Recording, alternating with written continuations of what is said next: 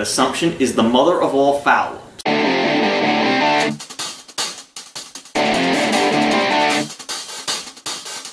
How y'all doing? I'm Big Al and welcome to the garage. Got an interesting little story for y'all today. Now, let me preface it by saying I'm not a big fan of bragging about good deeds on social media. It's just not a very classy thing to do, but in this case I'm going to make a little exception because I think there is a very important lesson to be learned for all you other shade tree mechanics and folks who like to work on your cars. And that lesson is never assume. There's a phrase about assumption. That assumption is the mother of all foul-ups. Yes, I know that it's really a different word that starts with F, but I'm not going to say it on here because I don't want to get demonetized. But anyway, story goes like this. A few weeks ago I am sitting in my living room watching VinWiki car stories and my doorbell rings. It's my neighbor who lives up the street and I've helped them with some car issues in the past. She's asking if she can borrow an OBD2 scanner, which, believe it or not, I actually don't own one. Currently rectifying that situation, but all around no, I'm sorry I don't. And I asked her what the problem was. And her Chrysler Pacifica minivan, she said it would not start and was throwing some kind of ABS error message. So I asked her if I could take a quick look. And I did. Then I came back, did a little Googling. Well, wait, I'm actually leaving out a very important part of the story. See, that's what happens when you're extemporaneous. You just skip right over the important stuff. So, backing up. She comes over here, asks to borrow the scanner because it's throwing this message but it won't start.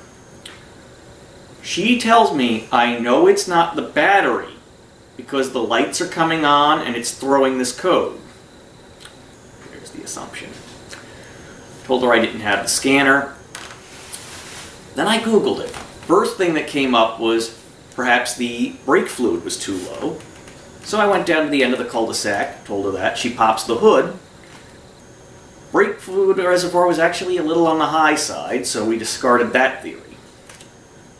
Came back, still scratching my head, because I can't let this go at this point. When there's a car that I know is not working, it's like, I gotta fix it. It's my nature. Google again. What issue turns up? Low battery. So, grab the battery tender off the Corvair, grab my multimeter, go back down the block. I let her, look, I know you think it's not the battery, but I just Googled it and it said it could be. Can we test it real quick? She acquiesced. I popped the hood, put the meter on the battery. Sure enough, it was only putting out 6 volts.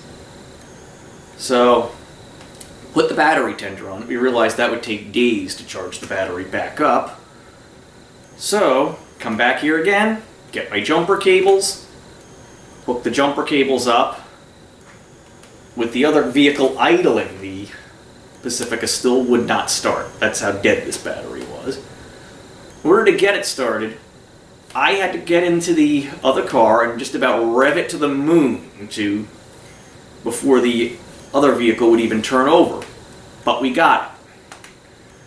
Now, can you imagine what would have happened if they hadn't come over here and we hadn't done all that testing? They would have had it towed.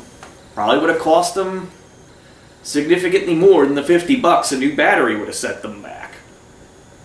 And that, my friends, is why when you're working on a car, you never, ever assume.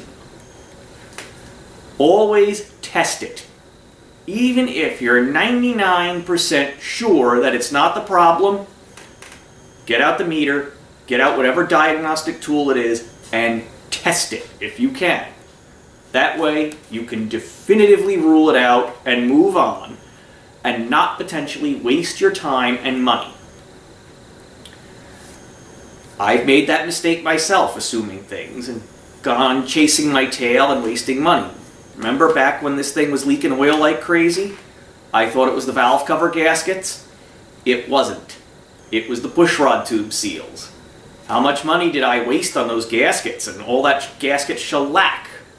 How many hours of my life did I waste on that?